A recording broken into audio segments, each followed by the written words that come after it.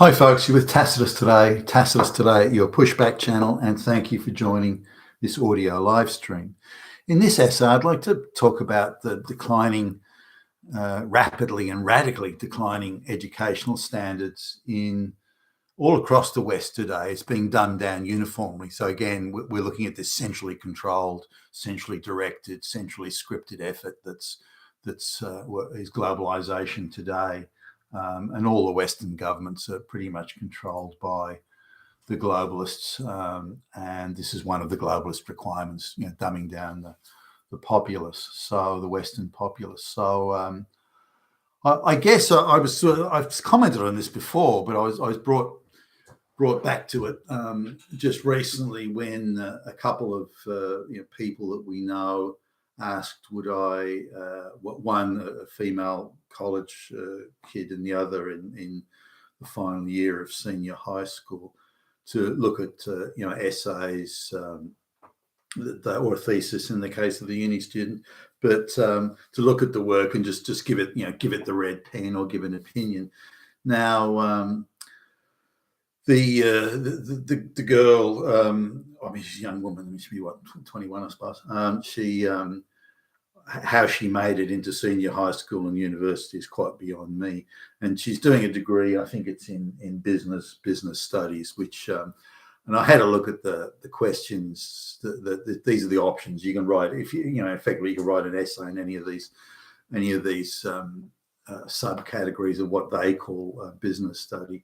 Do an essay on the extent to which business causes an oppressive, restrictive regime for women, particularly women of color and lesbians, and say what activism is needed to stop this and to turn it around and to punish the evil white folks. I mean, it's insane that is a university course that's being taught in universities. A question. I mean, the prejudice in that is just off the charts.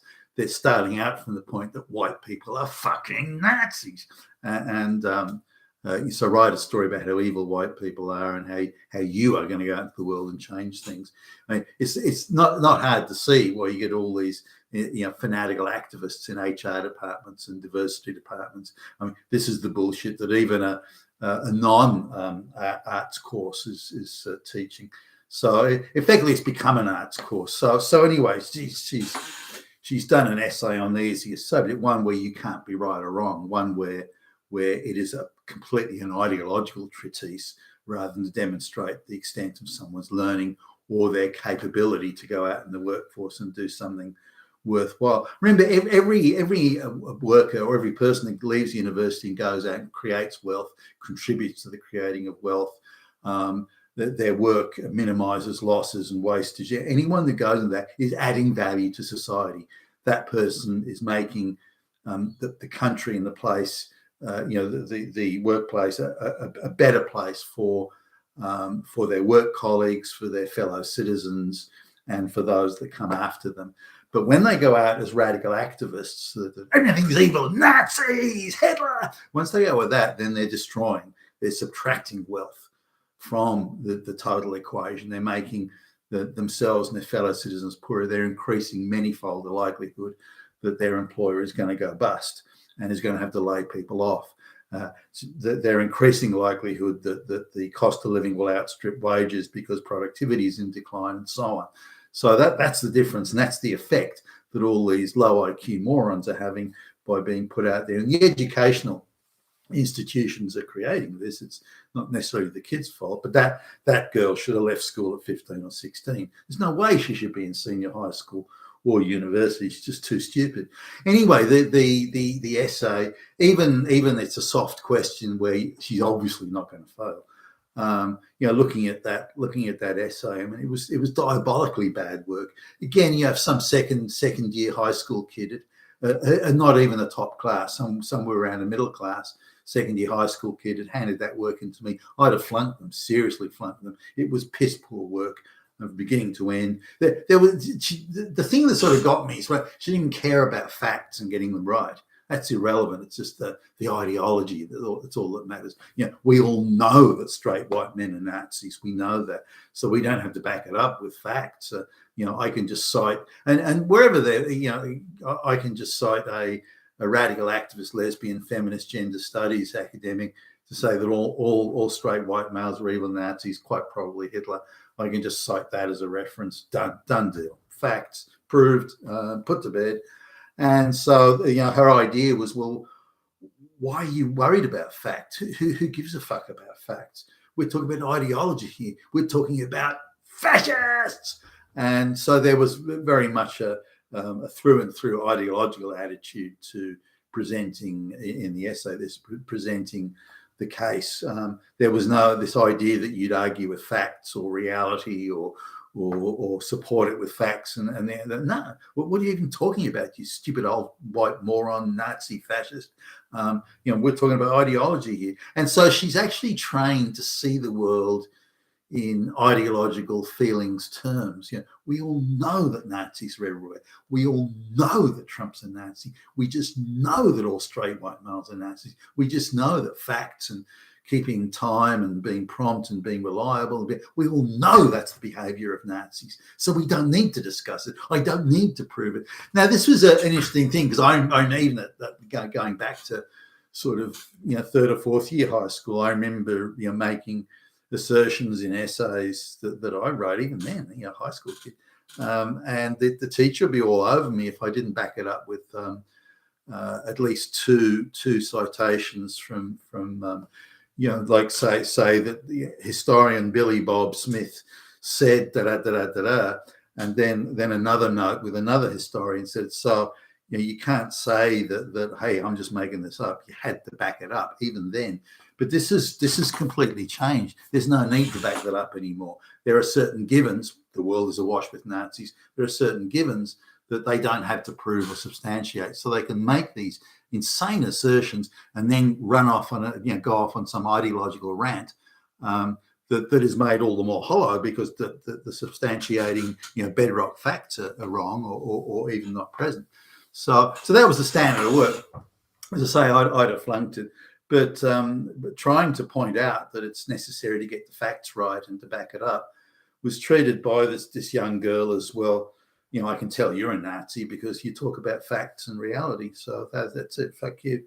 So that didn't go down too well. But the same for this is a boy in senior high school. And so I had higher hopes.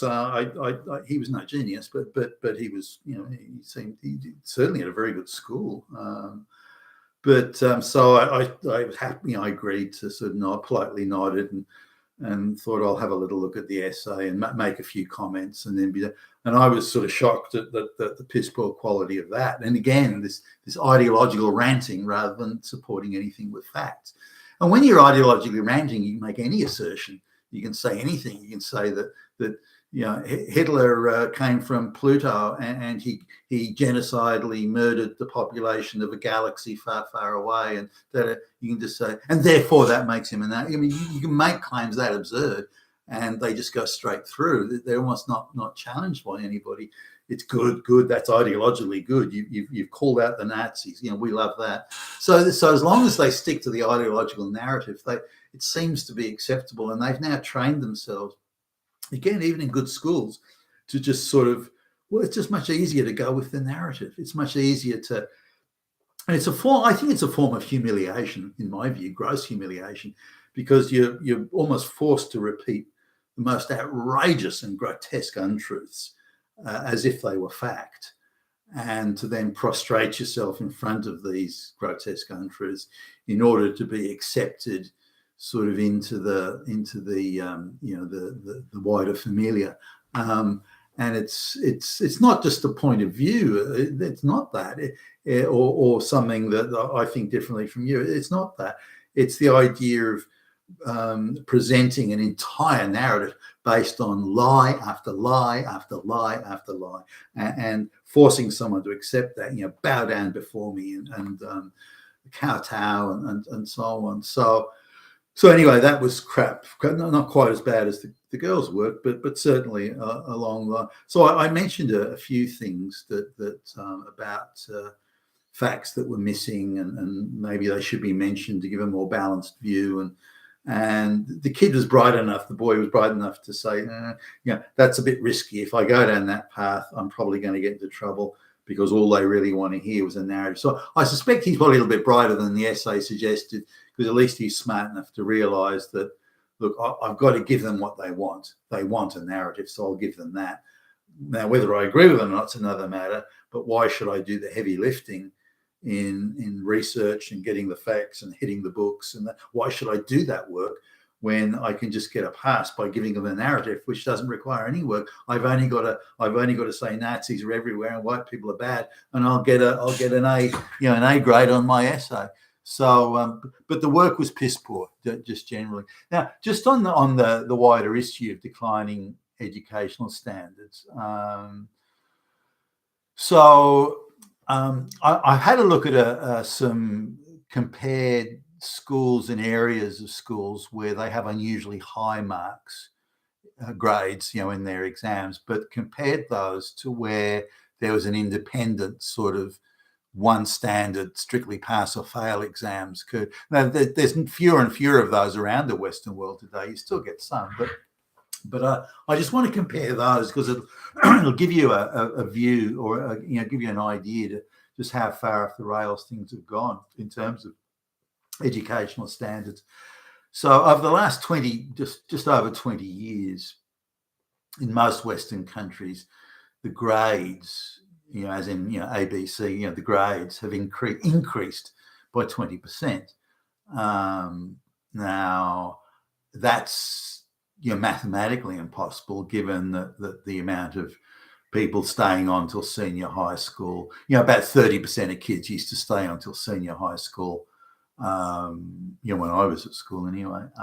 Now that's increased to like over 90%, or varies depending on the area. The poorer the area, kids may drop out earlier. But now in school exams, so this is exams that are run by the school and by the teachers and so on. In school exams, 94% of minority students pass mathematics, so they're deemed by the school as being competent in mathematics.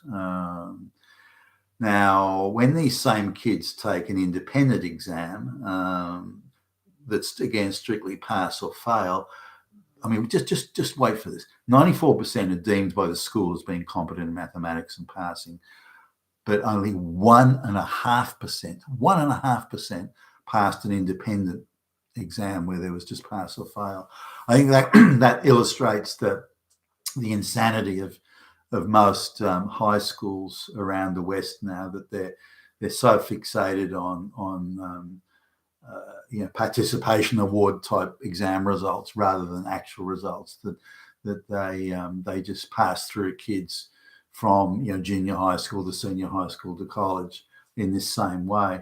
Now, supposedly in another district or area, so in this another school here, supposedly 100% of the kids, this is in a wider district where it's got multiple schools and these are poor, nearly all black areas with some Hispanics, but 100% of kids passed. This is 100% passed the English exam.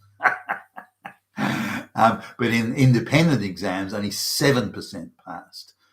So again, that shows the huge disconnect between ideological education and ideological grading and independent, strictly pass or fail. And remember, these kids that are getting, they declared 94% get passed in mathematics, 100% English, and so on and so on. These kids are then getting waved into university. They're getting their high distinction degrees, their PhDs, all gifted to them as a participation award. And then they're going out in the workforce. Now, they can't do the jobs that they're... why are they putting these kids through? I mean, the reality is that of every 100 kids that the minority kids that they're putting through, particularly sort of black and Hispanic, they're putting through to senior high school and particularly college, and an advanced education in college, so masters and PhDs, you're looking at maybe not even 1 in 10. You're looking at maybe one I don't know, one in 40, maybe one in 40. No, actually, it wouldn't even be that. Seven, one, one in every 140. Excuse me, one in every 140 is maybe fully competent to go through. The rest are just being gifted the roles. Now, there are certain schools in the United States in minority neighbourhoods where nobody fails. No, you can't find any exam anywhere, as in the school administered exam, where any minority student fails. And the grade average in these schools is 75%. I mean, these are kids that wouldn't get, would be lucky to get 5% in the exam, if that. Now, also in the US now, 4 out of 5 colleges, as of last year, I don't know if that's changed anymore since, as of last year, 4 out of 5 colleges do not require students, if they have any sort of claim to minority status, do not require any students to meet an academic standard. So all you got to do is say, I'm a quarter black, or I'm thinking about transing, or I'm a lesbian. All you have to do is that, and that's it. You wade through, regardless of your academic achievement. So just think how many minority kids are in college who wouldn't have made. They wouldn't have had a snowball's chance of getting into college. Now, in these students that are being waved through into college, almost half of them are being declared as straight A students. That is, they get an A grade in every subject and every year and every part of the subject and so on. They're straight A students. Now, the amount of students that even got a majority of A's. I mean, this isn't straight A's. This is say in the early 1960s, the amount of students that if they were studying 5 modules, for example, 6 modules or something like that, they would get 3 or more as A's. So you only had to sort of get a half subjects in A. Then that was 15% who even got a majority of stuff. Now they're saying that half of college students, or just under half of college students, are straight A in everything, every year, every subject, and every module. That's how far standards have decreased. So this is if you look at it, there's been a 500 to 600% increase in the amount of A grades being handed out to students today than they were, 25, 30, and certainly 50 years ago. Now, I just go back to just back to the high school, because that was the big shakeout time, I guess. But I remember in high school, third year high school, that's when a lot of kids were turning sort of 15, or I think it was like 14 and a half. I think it was the minimum age you had to before you could leave school. But the schools were quite ruthless then. Like if you, at the end, your third year, end of year exam, they would just go around to kids that flunked, even flunked, or got bare passes. Like you might get, say there were, for example, 6 subjects and the kid flunked 3 but got like a bare pass on the other 3. They would just go, hey, look, you're wasting your time at school. Go and do an apprenticeship. Go and do, go and get a job. You're wasting your time at school. Now, there's a lot of these, or not all, but a lot of them were kids that just goofed off at school. They weren't interested in putting in any work. They were troublesome in class, and they couldn't wait to get out of school. And they every minute they were at school, they were suffering. That sort of thing. That a lot of them were that, but not all of them. Some of them were just dumb, just stupid. So they got to. So that was quite a big clear out there. Then at the end of junior high school, like year 10 of high school. There was another big clear out from the exams. So of the kids that started high school, about 30%, a little bit under a third, went on to senior high school. And this is in a reasonably well-to-do area, so you'd expect a higher proportion of kids to stay on. This is where the mums used to come and pick up the kids in the brand new Volvo or Merc or something like that. Anyway, there was another clear out at the end of year 11, because it was much more intense education and rigorous, type shit in senior high school. And there was another clear out in year 11, or end of year 11 of high school, where if you flunked the exams there, or again didn't do that well, now you could pick easier subjects, but then you were expected to pass everything.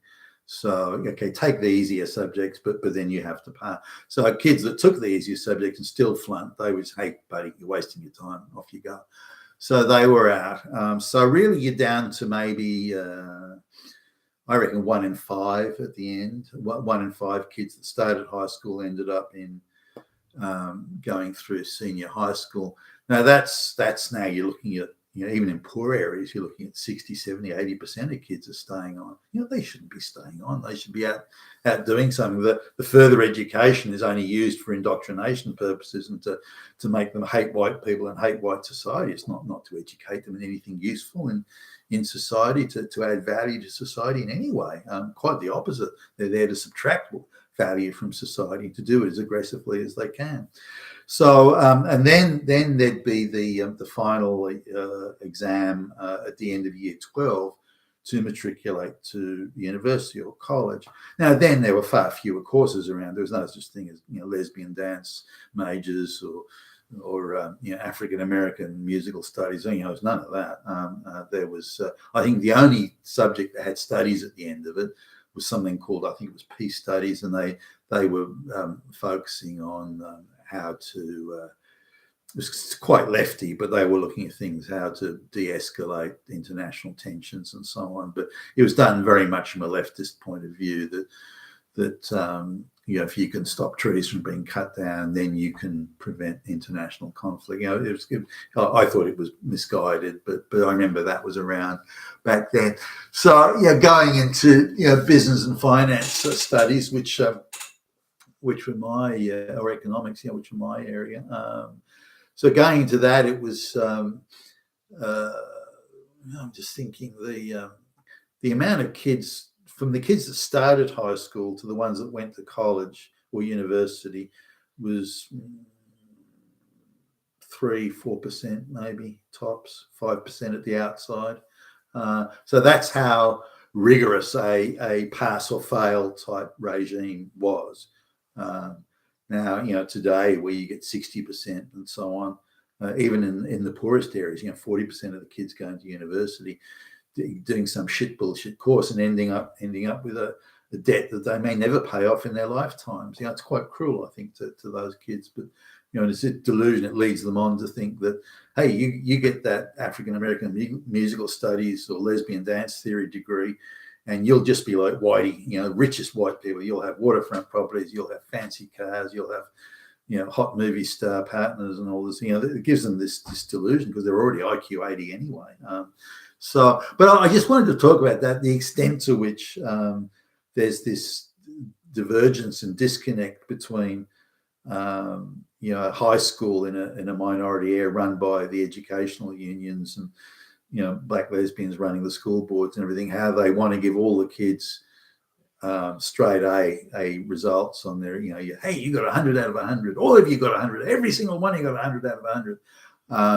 And how the huge disconnect between that and a real pass or fail exam, where 90% plus or 100% are being passed in the school exams, but only 7% are passing a real exam, and that shows the massive disconnect. But instead of addressing the issue of returning quality to education, in fact, the reverse is happening. Universities everywhere are dispensing with their admissions policies and the graduation to senior high school, all this sort of, they're all being dispensed with, and just everyone is given a participation trophy. And this is probably, to some extent, I think, looking at the possibility where the Supreme Court of the United States says that race, gender quotas, affirmative action are illegal.